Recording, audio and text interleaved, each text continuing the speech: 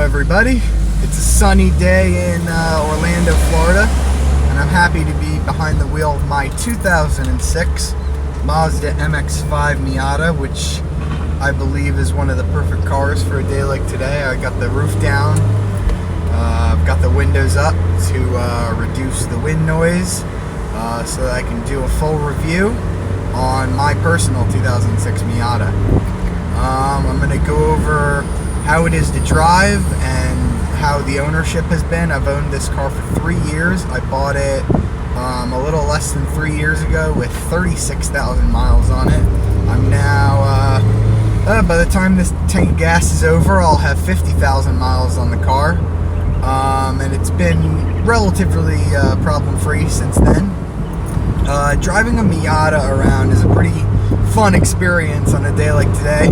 I do have the 6-speed manual transmission, which if you order one of these cars in an automatic, you're doing it wrong. And owning a Miata is pretty fun, except, you know, it's not an M3, it's not a, you know, something that's fast, so you do get a little bit of flack for it.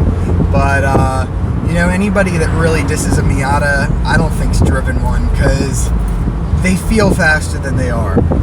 When you touch the throttle in this car, there's such an immediate response that when you're only about a tenth into the pedal, it feels like the fastest car in the world.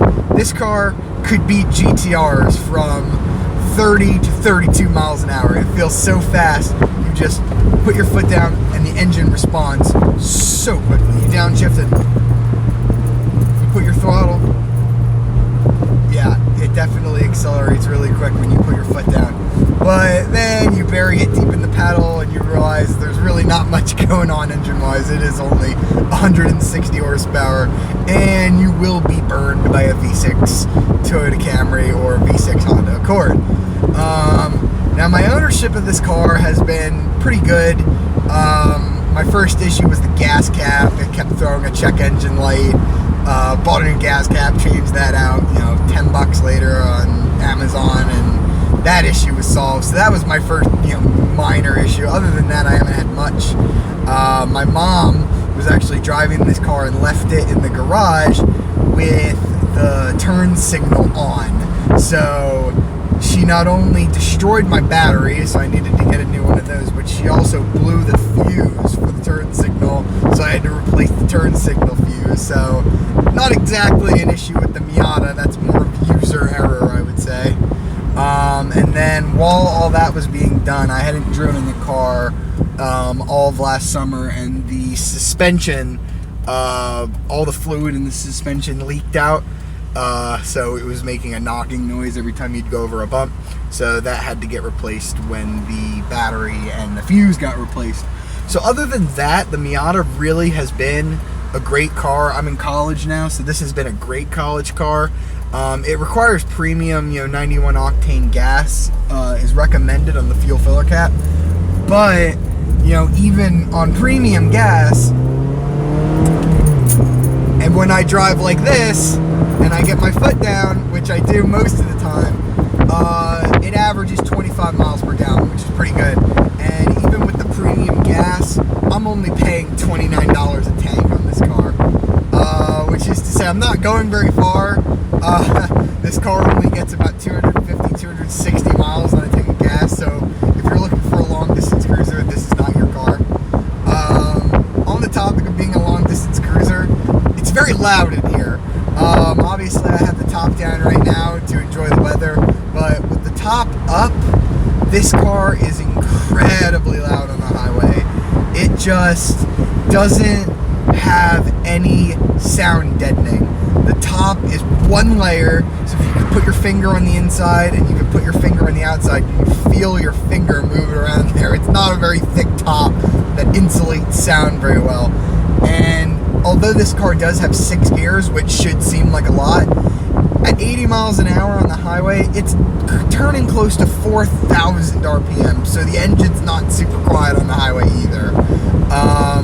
So definitely, this is not the kind of car that you'd want to drive from Miami to New York in. Definitely is not that. But I'm on a little Florida switchback road right now. I'm enjoying the steering. This steering is so good. It's light enough that it's not tedious on a daily drive, but it's so precise that you can run over a quarter and I can tell you if it was a dirty quarter or if it was a clean quarter. So there's certain aspects of this car that are really good as far as sports cars goes. The trunk space is really not that bad. You'd be surprised. I can fit, a pretty large size laundry basket, which is the biggest thing that I ever have to put in there. And groceries fit in with no problem. I got a little bit of open road, so I can be a little bad. This car is just so fun to rev out. Unlike other cars that you buy, a Mustang or a BMW 335i, you floor one of those and you're breaking speed limits very, very quickly. My friend has a 700 horsepower, Shelby Cobra that he just actually sold. But being in that is fun for a few seconds, and then you're going 100 miles an hour and you're gonna get pulled over and you're gonna get in a lot of trouble. This car is a little different. I can get on it and go change gear, and still not break the speed limit. So you can totally floor this car for 5 to 10 seconds and you're not gonna get in trouble with the law. It's definitely if you're looking for a car to learn manual on, if you're looking for a car that you just want to be pretty problem free, a good gas sipper that, you want to just get around, you're in college or high school, get a Miata. They're great cars. You can pick them up for pretty cheap. This was pretty expensive what I bought because it had very low miles. I bought it with a warranty on it. I think it was around 15 grand when I bought it 3 years ago, but I could still get about, maybe 9 or 10 for it now. It's got about 50,000 miles, but they hold their value pretty well, and you can get an older Miata. Not too many people are driving around in these NC Miatas.